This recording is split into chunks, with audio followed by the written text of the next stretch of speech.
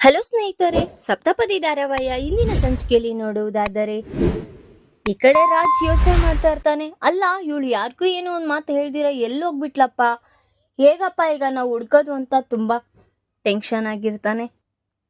ಇನ್ನಿ ಕಡೆ ಕಾವ್ಯ ಅವಳ ಅಯೋಮಯದಲ್ಲಿ ಸಿಲ್ಕಿರ್ತಾಳೆ. ಏನೇ ಮಾತಾಡಿದ್ರು ಮಾತಾಡ್ತಾ ಇರೋದಿಲ್ಲ, ತುಂಬಾ ಬೇಜಾರಾಗಿರ್ತಾಳೆ. ಆಗ ದೇವಸ್ಥಾನದ ಪುರೋಹಿತರು ಬಂದು ಅಮ್ಮ ಕಾವ್ಯ ಅಂತ ಹೇಳಿದ್ರು ಅವಳು ರೆಸ್ಪಾನ್ಸ್ ಮಾಡ್ದಿರ ಹಾಗೆ ಸುಮ್ಮನೆ ಇರ್ತಾಳೆ.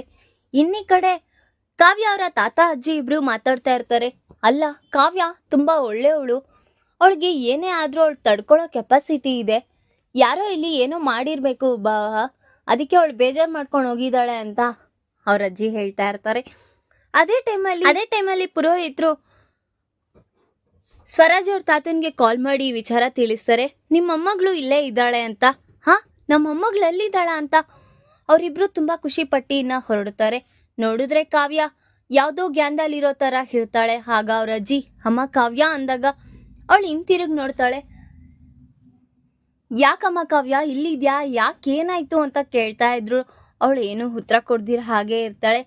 ಅಲ್ಲ, ಅಂತದ್ ಏನಾಯ್ತು ಹೇಳಮ್ಮ ಕಾವ್ಯ, ನಮ್ಮ ಮನೇಲಿ ಎಷ್ಟು ಜನ ಹೆಂಗ್ ಗಾಬರಿ ಆಗಿದ್ದಾರೆ ಗೊತ್ತಾ, ನೀನ್ ಈ ತರ ಮಾಡಿದ್ರೆ ಹೇಗೆ ಅಂತ ಹೇಳ್ಬೇಕಾದ್ರೆ, ಯಾರ್ ಮನೆ, ಯಾರಿಗಜ್ಜಿ ಮನೆ, ನನಗೆ ಯಾವ ಮನೆ ಇದೆ, ನನ್ನ ತವ್ರ ಮನೆ ಅನ್ಕೋಬೇಕಾ ಇಲ್ಲೋ ನಮ್ಮ ಅತ್ತೆ ಗಂಡನ ಮನೆ ಅನ್ಕೋಬೇಕಾ, ಯಾರು ಕರೆಕ್ಟ್ ಆಗಿದ್ದಾರೆ ಅತ್ತೆ, ಯಾರು ಕರೆಕ್ಟ್ ಆಗಿದ್ದಾರೆ ಅಜ್ಜಿ, ನನ್ಗಂತೂ ಒಂಚೂರು ನಂಬೋದಿಕ್ಕೆ ಆಗ್ತಿಲ್ಲ ಅಂತ ಅವಳು ತುಂಬಾ ನಿರಾಶೆಗಳು ಮಾತಾಡ್ತಾ ಇರ್ತಾಳೆ.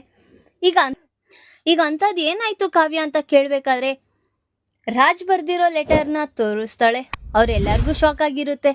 ಇದು ನೀವು ಹೇಳಿರೋ ಮಾತಿಂದ ತಾತ, ನಮ್ಮ ಯಜಮಾನ್ರು ನಾಟಕ ಆಡ್ತಾ ಇರೋದು ನಿಜವಾಗ್ಲೂ ಪ್ರೀತಿ ಅಲ್ಲ ಅಂತ ಅವಳು ತುಂಬಾ ಹತ್ಕೊಂಡು ಹೇಳ್ಬೇಕಾದ್ರೆ, ಕಾವ್ಯ ನೀನ್ ಇದಕ್ಕೆಲ್ಲ ಯೋಚನೆ ಮಾಡ್ಬೇಡ, ನೀನೀಗ ನಂಬಿದ್ಯಾ, ಈಗ ನಿನ್ ಪರವಾಗಿ ನಾನು ನಿಂತ್ಕೋತೀನಿ, ನೀನೇನು ಯೋಚನೆ ಮಾಡ್ಬೇಡ, ರಾಜ್ ಹೇಗಿದ್ರು ಬದಲಾವಣೆ ಹಾಗೆ ಆಗ್ತಾನೆ, ನಿನ್ ಮೇಲ್ ಪ್ರೀತಿ ಅವನಿಗಿದ್ದೇ ಇದೆ ಅಂತ ಅವ್ರು ಎಷ್ಟೇ ಸಾಂತ್ವನ ಮಾಡ್ತಾ ಇದ್ರು, ಅವಳು ಇಲ್ಲ ತಾತ ಅದೆಲ್ಲ ಬರೀ ನಟನೆ ಅಷ್ಟೇ ಅಂತ ಅವಳು ಕುಗ್ಗೋಗಿ ಏನ್ ಅವಳು ಬರೋದಿಲ್ವಂತ, ಯಾಕೆ ನಿನಗೇನೋ ಸ್ವಲ್ಪನೂ ಜ್ಞಾನ ಅನ್ನೋದಿಲ್ವಾ, ಹೇಳ್ಬಿಟ್ಟು ಬರ್ಬೇಕು ಮಾಡ್ಬೇಕು ಅಂತ, ಯಾಕೆ ನೀನ್ ಈ ತರ ಮಾಡ್ತಿದ್ಯಾ ಕಾವ್ಯ ಅಂತ ಜೋರಾಗಿ ಕೇಳ್ತಾ ಇರ್ತಾನೆ. ಯಾಕೆ ಈಗ ನಾನೇನ್ ಮಾಡಿದೀನಿ ಅಷ್ಟು ಜೋರಾಗಿ ಮಾತಾಡ್ತಿದ್ದೀರಾ, ಸ್ವಲ್ಪ ನಿಧಾನಕ್ಕೆ ಮಾತಾಡಿ ಅಂತ ಕಾವ್ಯ ಹೇಳ್ತಿದ್ರು. ನೀನ್ ಮಾಡಿರೋ ಕೆಲ್ಸಕ್ಕೆ ಹೊಡಿಬೇಕು ಅಂತ ರಾಜ್ ಹೊಡಿಯೋದಿಕ್ ಹೋಗ್ತಾ ಇರ್ತಾನೆ. ನೋಡಿದ್ರೆ ಅವ್ರ ಹೆಂಡತಿನ ಮಕ ನೋಡಿ ಅವನೇ ಸ್ವಲ್ಪ. ಆಗ ಅವ್ರ ಅಜ್ಜಿ ಹೇಳ್ತಾರೆ, ಹೊಡಿ ನಿನ್ನ ಹೆಂಡತಿ ನಿನ್ನಿಷ್ಟ, ಹೊಡಿ ಪರವಾಗಿಲ್ಲ ಅಂತ ಹೇಳ್ಬೇಕಾದ್ರೆ ಅವ್ರನ್ನ ನೋಡಿ ಸುಮ್ಮನೆ ಆಗ್ತಾನೆ. ಸರಿ, ನೀನ್ ಇಲ್ಲಿ ಇದ್ದಿ ಮಾತಾಡಿದ್ ಸಾಕು, ಬಾ ಫಸ್ಟು ಮನೆಗೆ ಅಂತ ರಾಜ್ ಅವಳನ್ನ ಪ್ರೀತಿಯಿಂದ ಹೇಳ್ಕೊಂಡು ಹೋಗ್ತಾ ಇರ್ತಾನೆ. ನೋಡಿದ್ರೆ ಅವನಿಗೂ ಸಹ ಪ್ರೀತಿ ಇರುತ್ತೆ ಕಾವ್ಯನ ಮೇಲೆ. ಧಾರಾವಾಹಿಯ ಪ್ರತಿಯೊಂದು ಸಂಚಿಕೆ ತಪ್ಪದೇ ನೋಡಬೇಕಾದರೆ ನಮ್ಮ KTVS 365 ಚಾನಲ್ನ ಈಗಲೇ ಸಬ್ಸ್ಕ್ರೈಬ್ ಮಾಡ್ಕೊಳ್ಳಿ. ಹಾಗೆ ಪಕ್ಕದಲ್ಲಿರುವ ಬೆಲ್ ಬಟನ್ ಅನ್ನು ಪ್ರೆಸ್ ಮಾಡಿ ಅದರಲ್ಲಿ ಆಲ್ ಆಪ್ಷನ್ ಸೆಲೆಕ್ಟ್ ಮಾಡ್ಕೊಳ್ಳಿ. ಇದರಿಂದ ನಾವು ರಿಲೀಸ್ ಮಾಡುವಂತಹ ಸಂಚಿಕೆ. ಇನ್ನಿ ಕಡೆ ಮನೆಯ ಮಂದಿಯವರೆಲ್ಲ ತುಂಬಾ ಗಾಬರಿಯಾಗಿರ್ತಾರೆ. ಆಗ ಕನಕ ಹೇಳ್ತಾಳೆ, ಬನ್ರಿ ಎಲ್ಲನ ಹೋಗಿ ಬಾವಿನೋ ಕೆರೆನೋ ಇಲ್ಲ ಟ್ರೈನ್ ಹೋಗುತ್ತಲ್ಲ ಅಲ್ಲಿ ಹೋಗೋಣ ಅಂತ. ಅವ್ರ ನಿರಾಶೆಗಳು ಮಾತಾಡ್ಬೇಕಾದ್ರೆ, ಏನ್ ಕನಕ ಈಗ ನೀನ್ ಈ ತರ ಮಾತಾಡ್ತಿದ್ಯಾ, ಏನ್ ನಾವೇ ಏನೋ ಗನಂದಾರಿ ಮಾಡ್ಬಿಟ್ಟಿದೀವಿ ಅನ್ನೋ ತರ ಮಾತಾಡ್ತಿದ್ಯಾ ಅಂತ ರುದ್ರಾಣಿ ಇನ್ನ ಬೆಂಕಿ ಹಚ್ತಾ ಇರ್ತಾಳೆ. ಆ ಕಡೆ ನೋಡಿದ್ರೆ ಆ ಸನ್ನಿವೇಶನ ನೋಡ್ದ ಕಾವ್ಯ, ಅಮ್ಮ ಸಾಕ್ ನಿಲ್ಸು ಅಂತ ಅವಳು ಹೇಳ್ಬೇಕಾದ್ರೆ, ಅಮ್ಮ ಕಾವ್ಯ ಎಲ್ಲೋಗಿದೆ, ಒಂದ್ ವಿಚಾರನ ಹೇಳ್ದೆ ಮಾಡ್ದಿರ ಎಲ್ಲಿಗೋಗಿದೆ ಹೇಳು ಅಂತ ಅವರೆಲ್ಲ ಮಾತಾಡ್ತಾ ಇದ್ರು. ನೋಡಿದ್ರೆ ಮನೆ ಮಂದಿಯವ್ರಿಗೆಲ್ಲ ತುಂಬಾ ಖುಷಿಯಾಗಿರುತ್ತೆ. ಬಂದ ನೋಡು, ನಿಮ್ಮ ಅಪ್ಪ ಅಮ್ಮ ಏನೋ ಅನ್ಕೊಂಡಿದ್ದಾರೆ, ಎಲ್ಲೋ ನೀನು ಯಾವ್ದೋ ಕೆರೆಗೆ ಬಿದ್ದೋಗ್ ಸತ್ತೋಗ್ಬಿಟ್ಟಿದ್ಯಾ ಅಂತ ಅನ್ಕೊಂಡಿದ್ದಾರೆ ಅಂತ ಹೇಳ್ತಾ ಇರ್ತಾಳೆ ರುದ್ರಾಣಿ. ಯಾಕಮ್ಮ ನಿಮಗೊಂಚೂರು ಬುದ್ಧಿ ಬೇಡ್ವಾ, ಯಾರ ಮುಂದೆ ಏನಂತ ಮಾತಾಡ್ತಿದ್ದೀರಾ, ಅಲ್ಲ ನಾನು ಎಲ್ಲಿಗಾದ್ರೂ ಹೋದ್ರೆ ಹೇಳ್ಬಿಟ್ಟೆ ಹೋಗ್ತೀನಲ್ವಾ ಅಂತ ಅವಳು ಹೇಳ್ಬೇಕಾದ್ರೆ, ನಿಮಗೆ ಯಾರು ಅಧಿಕಾರ ಕೊಟ್ರು ನನ್ನ ಗಂಡನ ಮನೆ ಬಗ್ಗೆ ನೀವು ಈ ತರ ಮಾತಾಡೋದಿಕ್ಕೆ, ಫಸ್ಟ್ ಆಫ್ ಆಲ್ ನಿಮಗೆ ಯಾರು ಈ ವಿಚಾರ ತಿಳಿಸಿದ್ರು ಅಂತ ಅವಳೆಲ್ಲ ಜೋರಾಗಿ ಅವ್ರ ಅಪ್ಪ ಅಮ್ಮನ್ಗೆ ಹಿಂತಿರುಗಿ ಮಾತಾಡ್ತಾ ಇರ್ತಾಳೆ. ಅವ್ರಿಗೆ ತುಂಬಾ ಶಾಕ್ ಆಗಿರುತ್ತೆ. ಹೌದಮ್ಮ ನಮ್ದೇ ತಪ್ಪು, ನಾನು ಏನೂ ಆ ತರ ಮಾತಾಡ್ಬಾರ್ದಾಗಿತ್ತು, ಮಾತಾಡ್ಬಿಟ್ಟೆ ಅಂತ ಹೇಳ್ತಾ ಇರ್ತಾರೆ.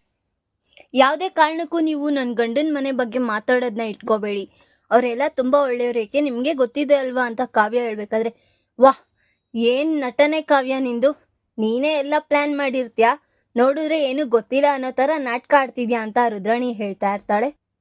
ಸಾರಿ ಅತ್ತೆ, ನನ್ನ ಕಡೆಯಿಂದಾನೇ ಇದೆಲ್ಲ ನಡೆದಿದ್ದು. ಇನ್ಮೇಲೆ ಈ ಥರ ಎಲ್ಲ ನಡೆಯೋದು ಬಿಡೋದಿಲ್ಲ. ನಮ್ಮ ಅಪ್ಪ ಅಮ್ಮ ಮಾತಾಡಿರೋ ಮಾತಿಗೆ ನಾನು ಕ್ಷಮೆ ಕೇಳ್ತಿದ್ದೀನಿ ಅಂತ ಅವಳು ಕೇಳ್ತಾ ಇರ್ತಾಳೆ. ಈಗ ಕ್ಷಮೆ ಎಲ್ಲ ಬೇಕಾಗಿರೋದು, ಫಸ್ಟು ಎಲ್ಲಿಗೆ ಹೋಗಿದೆ ಹೇಳು ಅಂತ ಕೇಳ್ತಾ ಇರ್ತಾಳೆ ಅಪರ್ಣ. ಆಗ ನಾನು ಹೇಳ್ತೀನಿ ಅಂತ ಅವ್ರ ತಾತ ಹೇಳ್ತಾರೆ. ಏನೂ ಇಲ್ಲ, ಒಂದು ವ್ರತ ಇತ್ತಂತೆ, ಅವ್ರ ಗಂಡ ಅವಳ ಜೊತೆ ಚೆನ್ನಾಗಿದೆ, ದೇವಸ್ಥಾನದಲ್ಲಿ ಒಂದ್ ದಿವಸ ಮಲ್ಕೊಂತೀನಿ ಅಂತ ಹೇಳ್ತಾ ಮ್ಯಾನೇಜ್ ಮಾಡ್ತಾ ಇರ್ತಾರೆ ತಾತ ಅಜ್ಜಿ.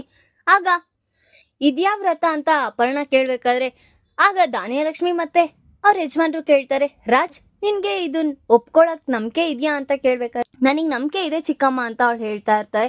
ಇನ್ನೀ ಕಡೆ ಕಾವ್ಯ ಅವ್ರ ಮಾತನ್ನ ಕೇಳಿ ತುಂಬಾ ಖುಷಿ ಪಡ್ತಾ ಇರ್ತಾಳೆ. ನಾನು ಮಾಡಿರೋ ತಪ್ಪಿಗೆ ಕ್ಷಮಿಸ್ಬಿಡಿ ಅಳಿ ಅಂದ್ರೆ, ಇನ್ನೊಂದ್ಸತಿ ನಾನು ಆ ಥರ ಮಾತಾಡಬಾರ್ದಾಗಿತ್ತು, ಆ ಥರ ಮಾತಾಡ್ಬಿಟ್ಟೆ, ಬೇಜಾರು ಮಾಡ್ಕೊಬೇಡಿ ಅಂತ ಅವಳು ಸಹ ತುಂಬಾ. ಆಗ ಅವ್ರ ಅಜ್ಜಿ ಕಾವ್ಯ ನೀನ್ ಹೋಗಮ್ಮ ಅಂತ ಹೇಳಿ ಕಳಿಸ್ತಾರೆ. ಇನ್ನೀ ಕಡೆ ಮನೆ ಮಂದಿಯವರೆಲ್ಲ ಅವ್ರ ಕೆಲ್ಸದಲ್ಲಿ ಅವ್ರಿನ್ನ ಮುಳುಗೋಗಿರ್ತಾರೆ. ಈ ಕಡೆ ನೋಡಿದ್ರೆ ರುದ್ರಾಣಿ ಮತ್ತೆ ರಾಹುಲ್, ಅಲ್ಲ ಏನೋ ನಡೆದಿದೆ ಕಣೋ, ಅದಕ್ಕೆ ಇವರಿಬ್ರು ಮುಚ್ಚಿಡ್ತಾ ಇದ್ದಾರೆ. ಆ ತಾತ ಆ ಮುದ್ಕಿ ಜೊತೆ ಈ ರಾಜು ಸಹ ಮುಚ್ಚಿಡ್ತಾ ಇದ್ದಾನೆ, ಏನೋ ನಡೆದಿದೆ ಅಂತ ಅವ್ರು ತುಂಬಾ ಯೋಚನೆ ಮಾಡ್ತಾ ಇರ್ತಾಳೆ. ಇನ್ನೀ ಕಡೆ ಅಪ್ಪು ಕಲ್ಯಾಣ್ ಬಗ್ಗೆ ಯೋಚನೆ ಮಾಡಿ ತಲೆ ಇಟ್ಕೊಂಡ್ಬಿಟ್ಟಿರುತ್ತೆ. ಎದ್ದೋಗಿ ಕಾಫಿ ಕುಡಿಯಕ್ ಹೋಗ್ಬೇಕಾದ್ರೆ, ಅಲ್ಲ ಇಷ್ಟೊತ್ತಿಗೆ ನೀನೇನ್ ಕೊಡ್ತಿದ್ಯಾ ದೊಡ್ಡಮ್ಮ, ನಮ್ಮಮ್ಮ ಇಲ್ವಾ ಅಂತ ಕೇಳ್ಬೇಕಾದ್ರೆ ಎಲ್ಲ ಹೊರಗಡೆ ಹೋಗಿದ್ದಾರೆ ಅಂತ ಅವ್ರು ಮಾತಾಡ್ತಾ ಇರ್ತಾರೆ. ನೋಡಿದ್ರೆ ಕಾವ್ಯವ್ರ ಅಪ್ಪ ಅಮ್ಮ ಹಿಂತಿರ್ಗಿ ಮನೆಗೆ ಬರ್ತಾ ಇರ್ತಾರೆ. ಈಗ ಕಾವ್ಯ ರಾಜ್ನ ನಿಜವಾಗ್ಲೂ ನಂಬ್ತಾಳ? ಈ ಕಡೆ ನೋಡಿದ್ರೆ ಕಲ್ಯಾಣ್ ಅನಾಮಿಕಾ ಮದ್ವೆ ಆಗ್ತಿರೋದು ಅಪ್ಪುಗೆ ತುಂಬಾ ಮನ್ಸಿಗೆ ನೋವಾಗಿದೆ. ಈಗ ಮನ್ಸಲ್ಲಿರೋ ನೋವನ್ನ ಕಲ್ಯಾಣ್ ಹತ್ರ ಹೇಳ್ತಾಳ ಅನ್ನೋದನ್ನ ಮುಂದಿನ ಭಾಗದಲ್ಲಿ ತಿಳಿಸ್ಕೊಡ್ತೀನಿ. ಈ ವಿಡಿಯೋ ಇಷ್ಟ ಆದ್ರೆ ಲೈಕ್ ಮಾಡಿ, ನಿಮ್ಮ ಫ್ರೆಂಡ್ಸ್ ಹಾಗೆ ನಿಮ್ಮ ರಿಲೇಟಿವ್ಸ್ಗೂ ಶೇರ್ ಮಾಡಿ ಅಂಡ್ ಕಮೆಂಟ್ ಮಾಡಿ. Thanks for watching.